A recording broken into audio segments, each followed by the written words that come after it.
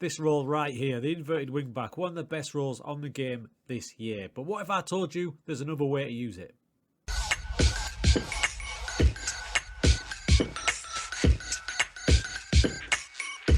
Yes, folks, how's it going? So, inverted wing back. You know, if you watch any of this channel, you know how much I love that role. But sometimes it's a bit vulnerable. So, your inverted wing back, what it's great at is exploiting gaps in there. He'll basically dive in there. Think about João Cancelo at Man City. He'll dive in there and look for gaps in and around there. He'll in effect play as an additional central midfielder. So his starter position is pretty much there, moving on forward. Now the problems with that are when he's got the ball, great, it's all rosy, but when he loses the ball, he can get stranded in that position there quite a lot, which leaves this gap here exposed, especially if the guy in front of him is out of position as well. Don't get me wrong though, the effect he has going forward kind of outweighs the negatives. But is there any way we can get the effects of him going forward but with more security back here? I think there is. If you cast your eyes to the other fullback, you'll see that I've got him on fullback attack. It's something I've been trying recently. I want to replicate what the inverted wingback does, but I want him to be more solid in defence. Now, if I click on his player instructions, you'll see what I've done. He's dribbling more, so he gets the ball, he runs with it.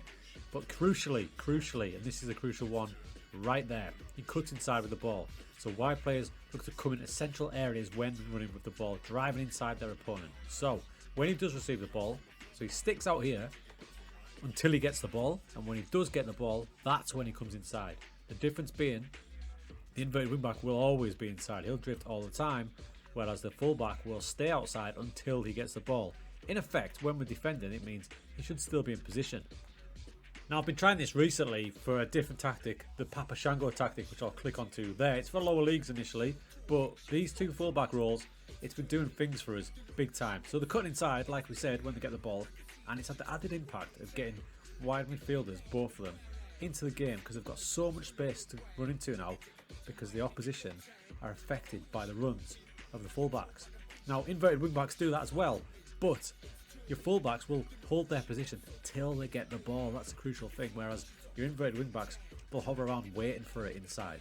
So if you lose the ball, they're in trouble. But if you lose the ball with a fullback on attack in the team, he's still got time to get back into his position quicker than the inverted wingback.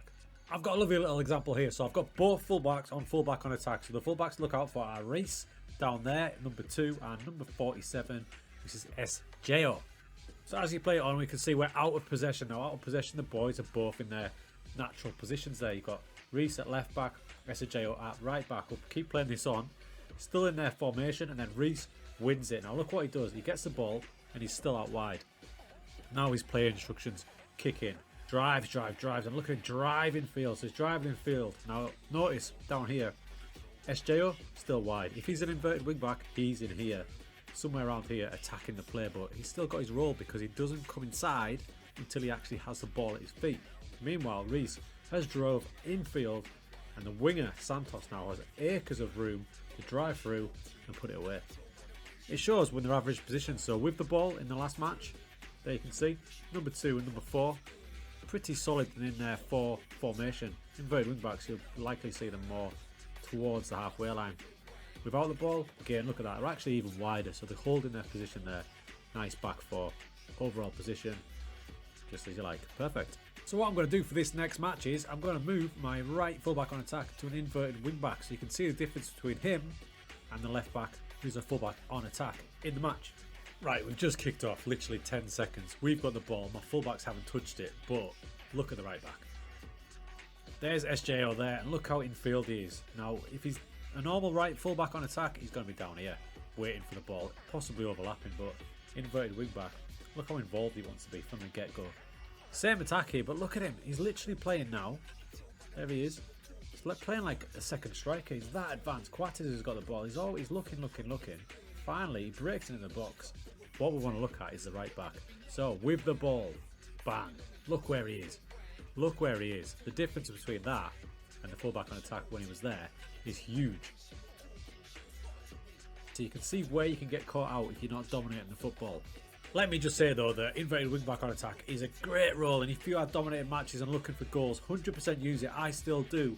But maybe when you're against a bigger team away from home, flip it back to a fullback, just add a couple of them play instructions in, so you get the effects of an inverted wingback, but you'll maintain more of a solid defensive shape. Give it a try, let me know.